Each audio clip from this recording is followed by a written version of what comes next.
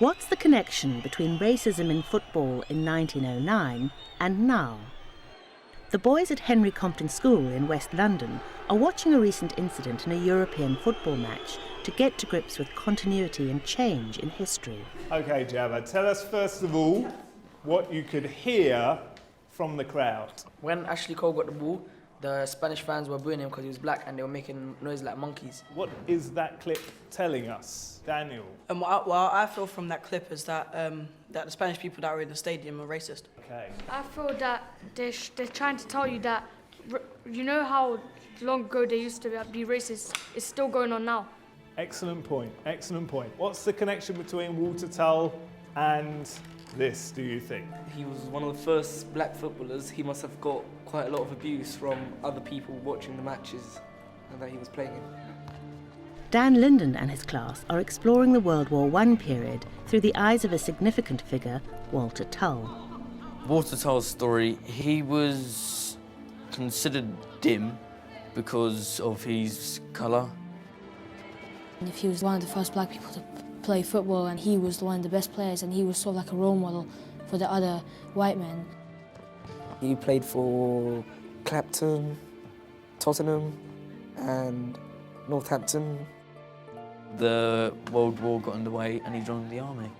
He became one of the first black men to ever be in charge of white soldiers. If it wasn't for him, we wouldn't have other ethnicities leading people in the army. So, and probably it will still be quite racist in the army. So he was a great breakthrough in history. Walter Tull was an officer, a footballer and a black Briton.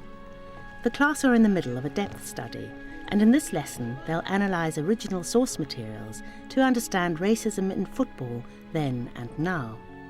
The event in Walter's life they're focusing on is known as the Bristol Scandal. What we're going to look at today is possibly the first ever recorded example of racist abuse at an English football match. Okay? And this is when Walter Tull was playing for Tottenham against Bristol City, and some very dodgy accents. A section of the spectators made a cowardly attack upon him in language lower than Billingsgate. Let me tell these Bristol hooligans, there were but few of them in a crowd of nearly 20,000, that Tull is so clean in mind and method as to be a model for all white men who play football, whether they be amateur or professional. In point of ability, if not in actual achievement, Tull was the best forward on the field. The journalist describes it as language lower than Billingsgate. For me, it was very, very important to teach about Walter Tull for a couple of reasons. First of all, because it fits in with my passion or my kind of mission, I suppose, which is to try and increase the amount of black and Asian British history that's taught in schools. But secondly, the story of Walter Tull is such a universal story that I think it's really important. When the journalist was writing the report, what was his comment about Walter Tull during that game? He didn't understand why people were saying racist comments to him because he was one of the best players on the field. Okay. And he said that he's an example to all professional and amateur footballers, whether they be white or black. Great. Okay. We're all human, we're all equal, so yeah, it's really upsetting to see something like this happen, especially to a talented footballer. Can anyone tell me why they think this abuse might have taken place in Bristol, of all places? Was Bristol part of the slave trade? And even though this is 100 years after slavery had been abolished, do you think they would still have an impact in that town? Yes, I still think that they would treat black people with a lot less respect. And because of that connection with slavery. Hugely important for them to bring in their prior knowledge. And sometimes students find it very difficult to kind of bring in their wider knowledge because in many ways they see history as boxed up in different periods which there's no overlap or no kind of change or continuity, and so you have to kind of draw that out of them. In a time when the vast majority of footballers and football fans were white, the presence of black players on the pitch would have been noteworthy. The class's next task is to use historical sources to develop a post-match report for the Bristol-Tottenham game of 1909. I'll be the reporter. that I'll be the host who asks you, and then you say a bit, and then I question you about it, and you just say some quotes from here. Walter Tull was playing against Bristol, and even though Walter Tull is like one of the better players on the team, he was still getting a lot of racist chants, and it was like that then. That's how people felt. This source here talks about Tull having such perfect coolness, such careful waiting for a fraction of a second in order to get the pass in before the defender has worked to a false position. Okay? Accuracy of strength in passing, Tull is very good. So you can use some of that kind of evidence as well. Okay? And we've got the pictures as well. You know, it's fundamentally important that history students are studying historical sources, because that's the real history that they need to learn from, and that's the skill that they have to be working with. So being able to have access to documents or photos or newspaper reports just means that there's many different ways that the pupils can engage and access that material. It's strange that even though he is such a good footballer, people are bringing him down because he's race. And the fact that he is black, he's still quite an amazing footballer and should be idoled by other footballers, professional and amateur.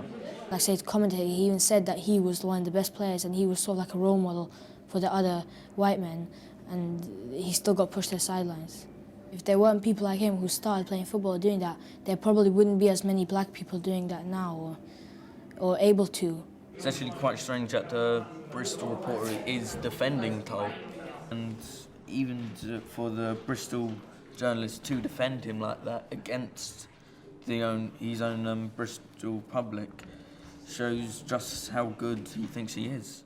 He was someone we have loads of records for. Some sources may not be exactly reliable, some may be biased, or some may have other ideas, but using like 2 sources, you can clear each of them up, balance them out basically, find out what was really going on, kind of thing.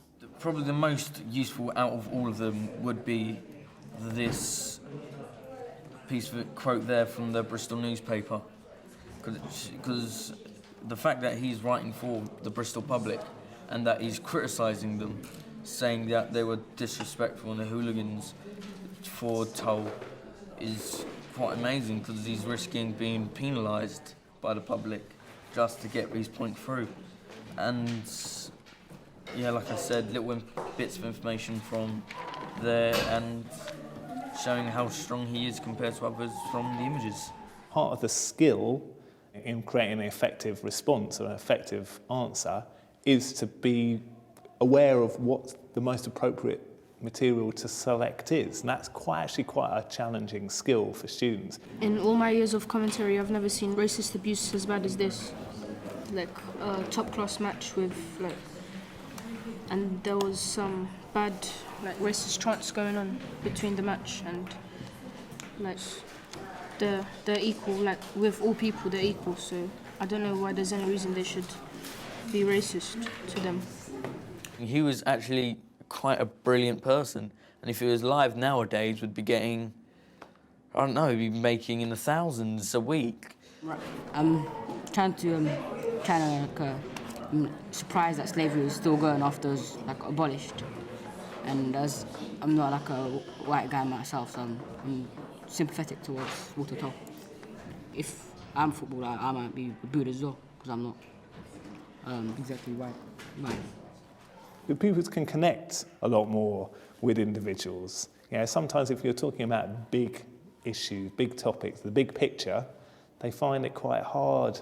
It's a bit esoteric or it's a bit ethereal. Many games of the era drew crowds in the tens of thousands, and the back pages of papers were crammed with sports reports. The class gets the chance to feed back on their commentaries. Right, that was just the match for today, Bristol versus Tottenham. Quite an amazing game, don't you agree? Quite amazing, in fact. 0-0, but for this incident about mid-game in front of 2,000 people here. Yes, I think the Bristol supporters got a bit out of hand today. Total racist abuse of language towards Walter Tull. I really cannot see a reason for this. Well, there could be a reason for this, as Bristol was where the ships undoubtedly went off for the slave trade. Well, in the end, I feel appalled by fellow supporters, and I see Walter Tull has been scarred by this racism today. Thank you very much. Round of applause, please. I know that was very, very nice. Very good, thank you very much. Any feedback on the first one? I think they're talking about too much information, and they didn't actually tell you what it was really about, but they just kept on doing details. The story got lost a little bit because there was a little bit too much extra information going on. It's very important for a historian to be able to tell a good story. That story has to be based on fact. And so we have to use the sources well, and we have to use them honestly, and we can't exaggerate. Oh. This is King Khan Slav reporting from Bristol Stadium. Breaking news. This is the worst game of my life. The amount of racism, and it can't get any worse. Monkey noise at Tull, it was despicable. A fiasco. A quagmire of epic proportions. It was a rocky game for most of us, but mainly Walter. This is the last straw, Slav. The last straw. Hey, thank you very much. A round of applause for that one. Okay, who wants to give some feedback on that?